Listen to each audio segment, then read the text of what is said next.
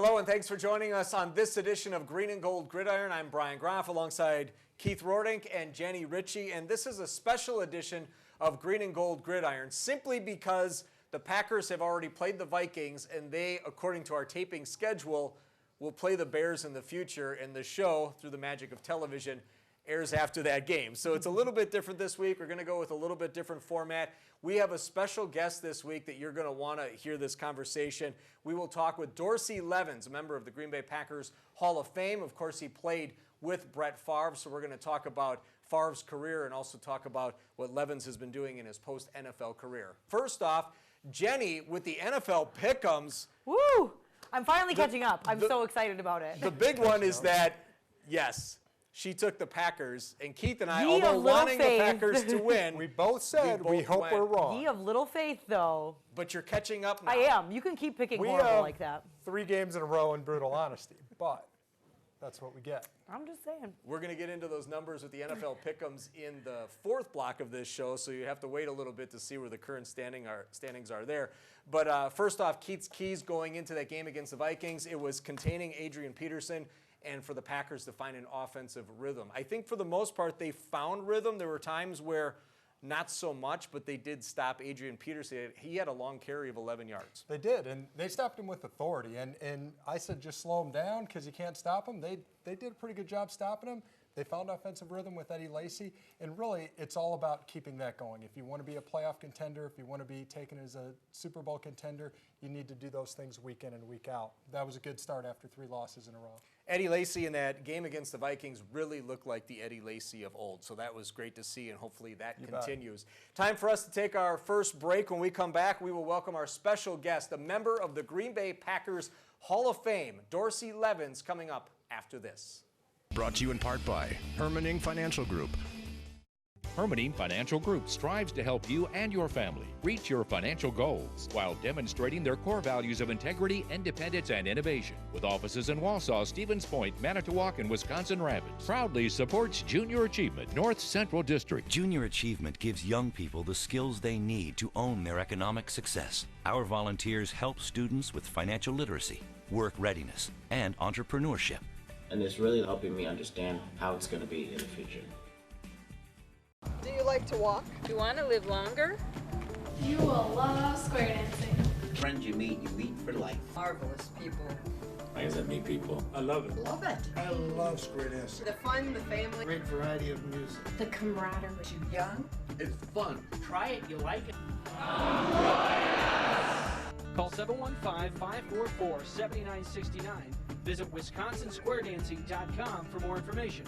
First lesson free, singles and couples welcome. When disaster strikes, water,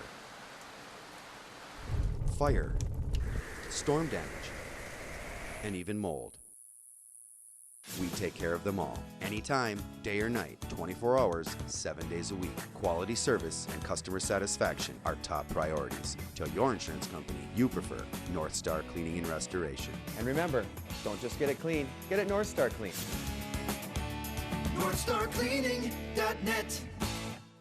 Welcome back to Green and Gold Gridiron. Brian Groff and Keith Roerdink, and it is our pleasure to introduce our special guest for this show. He is a member of the Green Bay Packers Hall of Fame and a Super Bowl champion. It is Dorsey Levens. Dorsey, thank you so much for joining us. How you doing, Thanks Dorsey? for having me, guys. You bet. We wanted to talk with you about a few things today, your memories of playing with Brett Favre, and we also want to catch up on you and what you're doing in your post-NFL career because we know you're a very busy person and obviously a lot of great highlights for your career, and you're doing a lot of great things following that as well. So to start off, you joined the team in 1994, and Brett Favre had already been a starter for a couple years and got into that mode of playing and starting every single week. What was your first impression of playing with the quarterback? The first thing I remember was our first preseason game. We played, I believe we played the New York Giants up in Madison, Wisconsin, at Camp Randall. And Brett had scrambled, and he threw the ball out of bounds, and the crowd went absolutely bananas. And I was so confused. I just didn't know what was going on. And one of the other players, he explained to me that Brett had led the league in interceptions the year before. So everybody was kind of happy that he wasn't trying to squeeze the ball into a hole. that didn't fit. So he just threw the ball out of bounds, and everybody. I thought that was hilarious, to be honest with you. That's great. Now, Brett was kind of a big jokester and a guy that liked to pull a lot of pranks in the locker room too. Was that kind of something you figured out pretty quick? Yeah. One thing, the things you all, and my locker was right across from his too. So the one thing I always figured out was, A, check your helmet because there could be some baby powder in it, and probably more importantly, B, check your jock strap because there could be some icy hot in it, and nobody wants that to happen during practice. Trust me. So did he get you on one of these? No.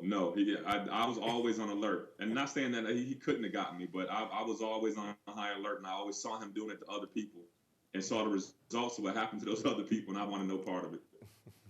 Now, Dorsey, you were, I mean, Ron Wolf mined a lot of gems as a GM of the Packers. You were a fifth-round guy. I remember when the Packers brought you in, I think Mel Kiper referred to you as overrated. I think you more than proved Mel Kiper wrong, but what do you remember about coming to the team? You know, I think a lot of people remember that 1,400-yard season, but when you first came, you were playing fullback, and you know you had Brett back there, and it was still very much a passing team. But I guess what do you just remember about the vibe of that team with Holmgren and Wolf, and you know kind of the pieces that he was putting together for that championship run? You know, I really didn't know what to expect. I remember our first mini camp after the draft was in Arizona at a community college, I believe, because the Don Hudson Center wasn't complete yet. And it was just I remember thinking that, you know, there are no slouches on this team. Everybody's here. Everybody who's here can play and can play really well. I remember thinking that, you know, it wasn't a mistake that all these guys were put together in one. I was kind of worried as to how they were going to try to figure out who was going to stay on the team and who wasn't, because I thought there was just talent everywhere. You know, really it was a whirlwind for me. Everything was moving so fast. I was trying to learn the offense, trying to learn the coaches, you know, trying to learn my new teammates. Everything happened pretty fast. It's kind of a blur, to be honest with you. Now, a whole generation of Packers fans do not remember the Packers playing home games in Milwaukee at County Stadium. But back in '94, the finish of the game against the Falcons, the last ever game inside that stadium, I saw a funny quote that came out after that. Chris Jackie called Brett Favre's touchdown run dumb and brilliant at the same time. Does that kind of, I mean, we've heard, there are so many stories of coaches and talking with him, and you talked about how it was just something to celebrate if he threw the ball out of bounds because he wasn't turning it over. But did that kind of sum up some of the feelings of him and really the talent that he had? You know, with Brett, I think a lot of times it was like, you know, he would wind up to do something. You'd be like, oh my God, wait, don't do that, and then it would work, and you'd be like, great job, just the way we planned it. And I think that's kind of what Chris Jackie is talking about. You know, you don't want your quarterback running, you know, at the end of the game to try to get some yards or score a touchdown. But then when it works out, you're like, you know, that's kind of how we drew it up, just like that. We're glad it worked that way. But there are a lot of things that happened, and it was like, please don't do that, and then they would eventually work out.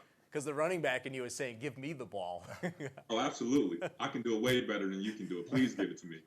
You know, Brett ran right by me. I was right down on the sideline. He starts running, and it's one of those where I'm sure, like everyone else, you're like, no, yes. You know, yeah, it's just, exactly. There were so many moments like that with him. But you know, as you came onto that '94 team, that was really the ascension of Brett. You know, starting to position him for those 3 consecutive MVP awards. You know, all the touchdowns. I guess how did you see him maturing and evolving as a quarterback of that team, and a guy that really was becoming the best quarterback in the NFL, not just at that time, but really one of the best we'll ever see? You know, it's kind of weird because when it actually happened, you really don't notice it until after it's all said and done. You know, it's kind of after 3 MVP seasons and 2 Super Bowls, you go, wow, he really did it big. But like when you're in the moment, you really don't think about it a whole lot. You know, I mean, we could tell he was getting better, and he was definitely the guy that we leaned on to win football games. But honestly, in the moment, you really just you go with the flow and kind of see what happens. And then when you look back, you go, wow, you know, I played with one of the greatest quarterbacks that ever played a game, and that's an honor. And his toughness, I think, in that Iron Man streak defines him as much as anything. Is that something that you guys really respected and took notice of and appreciated as guys that, you know, whether you were a running back or a lineman, guys that were always getting banged up and always playing hurt, that he wasn't that prima donna quarterback, that he was a guy that, you know, he was in there. He really was one of you, and he wasn't coming out no matter what. Absolutely. You know, from a guy who's sustained a bunch of injuries, I always thought it was very impressive that no matter what happened to him, he was going to go back out there on the field and get it done. You know, there were a couple of games he had some ankle injuries, and I remember his ankle being like a rainbow. It was like black, blue, green, purple, and he could barely walk, and he would take that thing up and he would go out there and play. And I always admired him for that because I knew how hard it was, you know, to overcome injuries or play with injuries. And he would just go out there and really on a leg and a half, you know, and get the job done. That was one of the most impressive things I thought that Brett brought to the table. You know, that's amazing because he always felt like it was his job and he wasn't going to let an injury knock him out of it and let someone else have that chance. Keith and I have talked to a lot of guys who are undrafted free agents and they play with that chip on their shoulder. Obviously, he wasn't undrafted, but he was in a place in Atlanta where he simply wasn't playing. But how did you view that from him, just seeing the fact that he wanted to be in there, people were overlooking him, and he wanted to prove some people wrong? I think that was one of my major life lessons in the NFL. There's always somebody coming to take your job, no matter what. You know, when Don Majkowski went down, Brett got his chance, and he never let it go. And that's kind of the story of the NFL. You know, there's a draft every year. There are college football players every year. Every single year, somebody's coming to take your job. Edgar Bennett went down with an injury. I stepped in and kind of filled in for him, you know, for a few years. I had some injuries, and Mon Green came in for me, filled in quite nicely. That's just the nature of the game. And you learn that rather quickly, that, you know, if you can't get the job done or stay healthy, somebody will, or they'll keep looking until they find someone who can.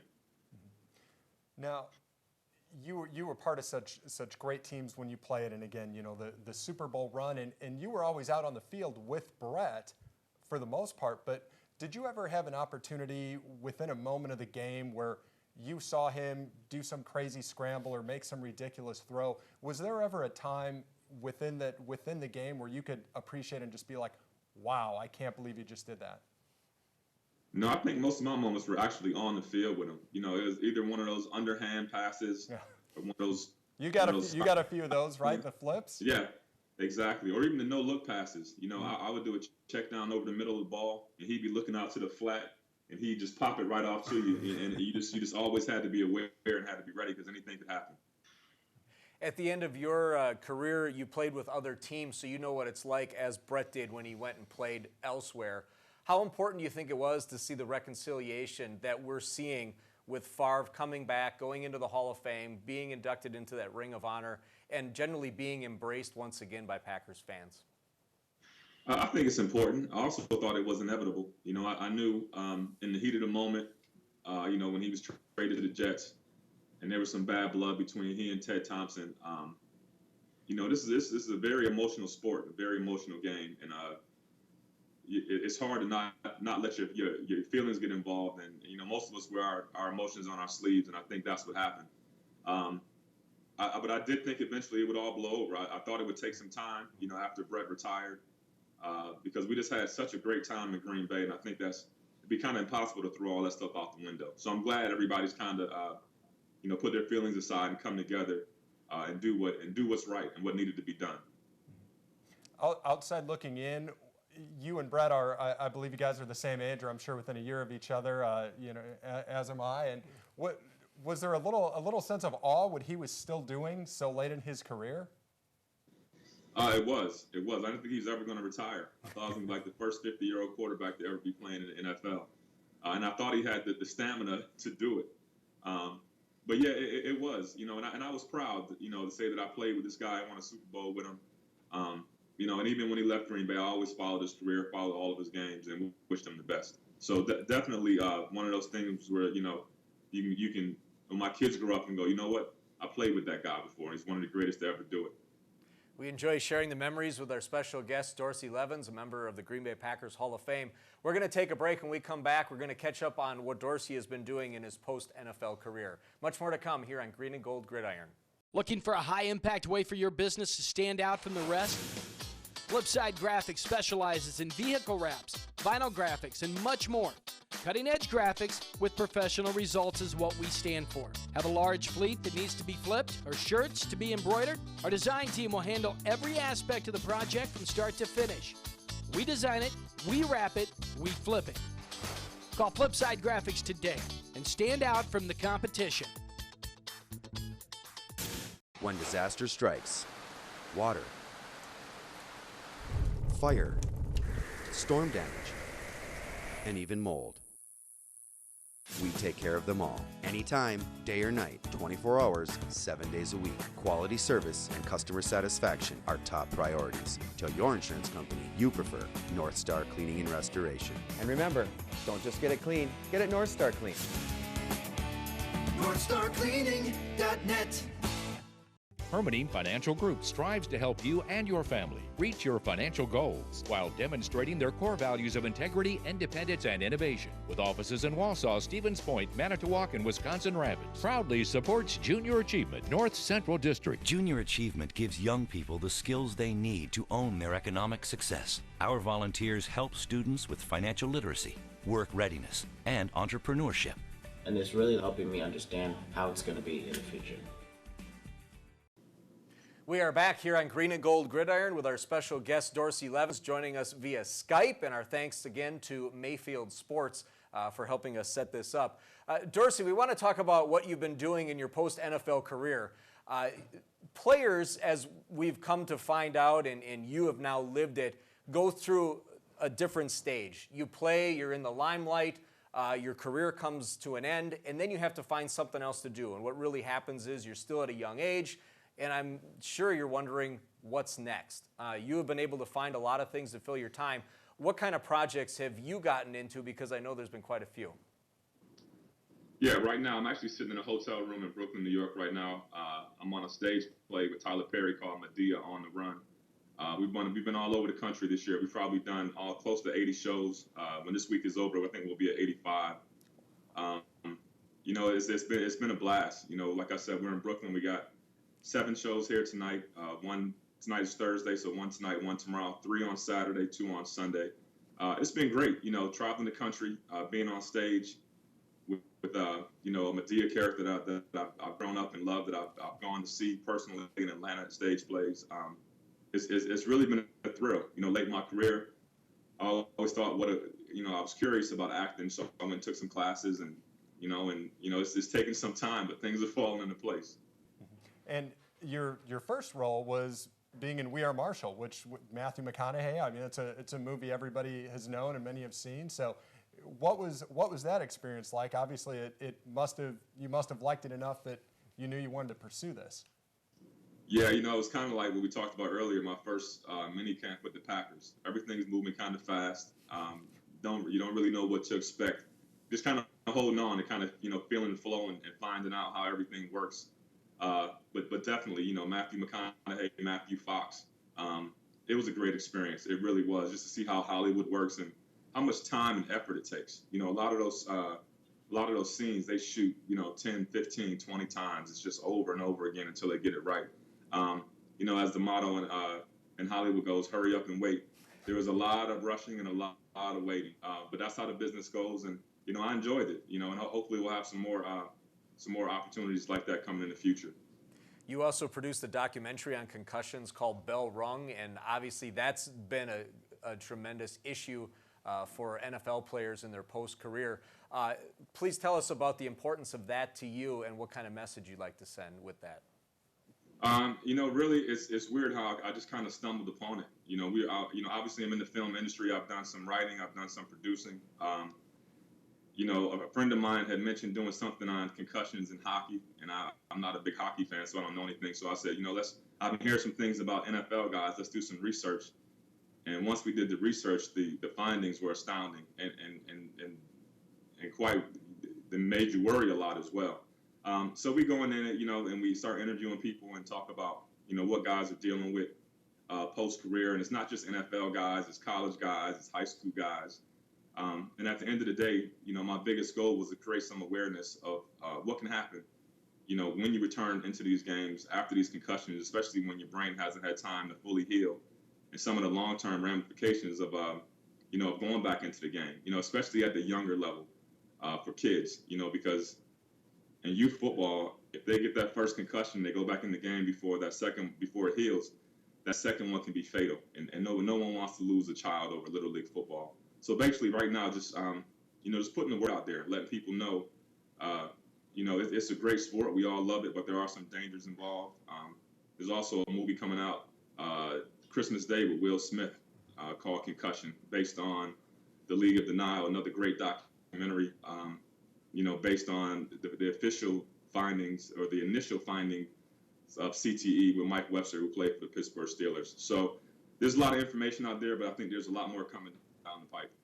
Now, Dorsey, you kind of play a part in I think helping bring that whole issue to light, going back to 2011 when yourself and Jamal Lewis and a couple other guys filed that lawsuit. That was really, I know for me personally, one of the first times that I heard former players coming out and really bringing this issue to light and talking about a lot of the findings that were there. And of course, I know you were interviewed multiple times when the settlement came through a couple years ago too. So I guess between that and in the movie, where do you think this issue is going? I mean, it's clearly not something that's going away or that people are going to stop talking about.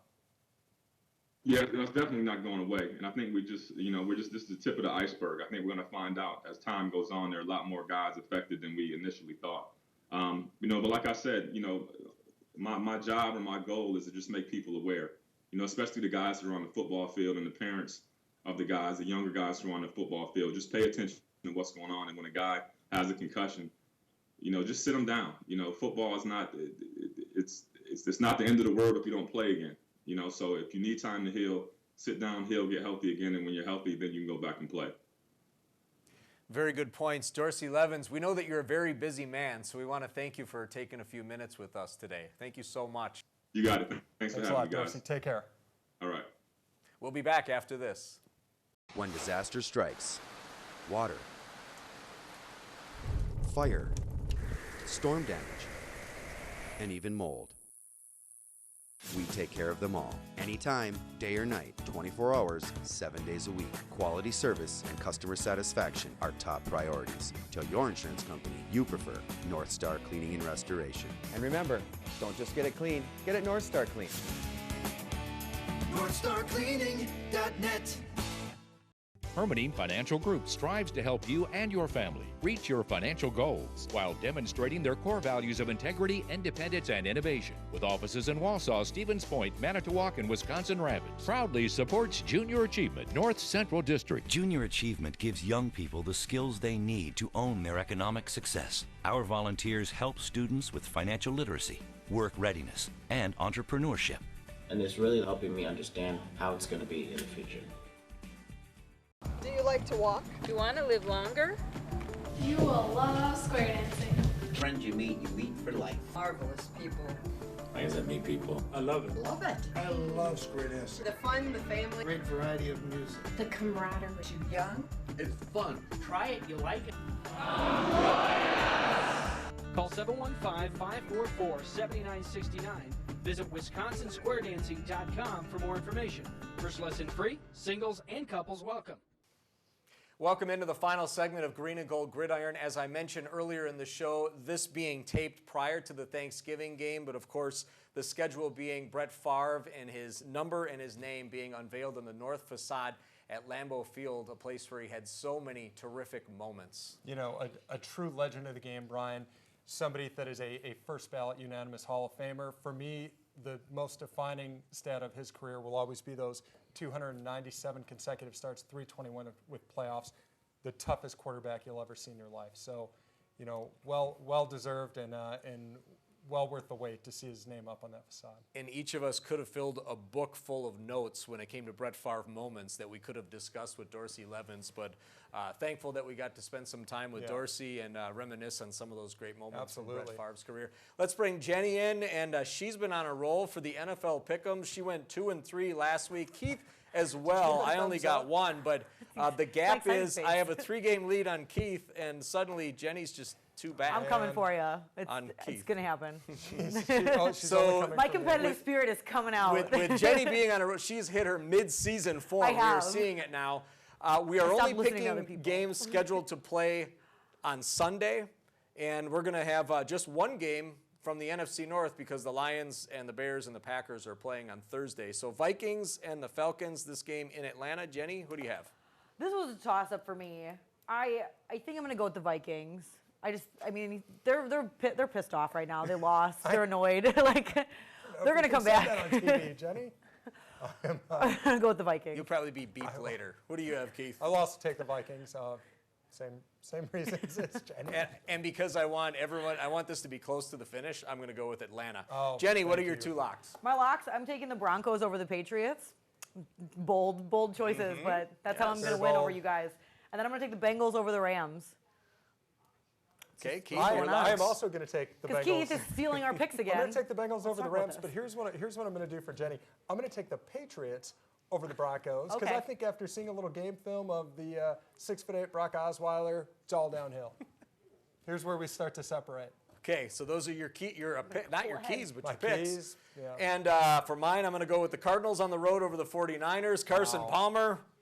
Yeah, what a quarterback. Wow, and the Chiefs extending their winning streak to 5 with a win over the Bills. Glad we could give you some easy locks there, Brian. Me and Keith are just gonna go I at it wasn't now. doing Rest of so the well in season. my locks the last few weeks. So that's why I'm allowing you to you're jump back into the race. Allowing us. Once again, our thanks to Allowing. Dorsey Levens and Mayfield Sports for helping to make that interview happen. For Jenny and Keith, I'm Brian. Thanks for watching. We'll see you again next week.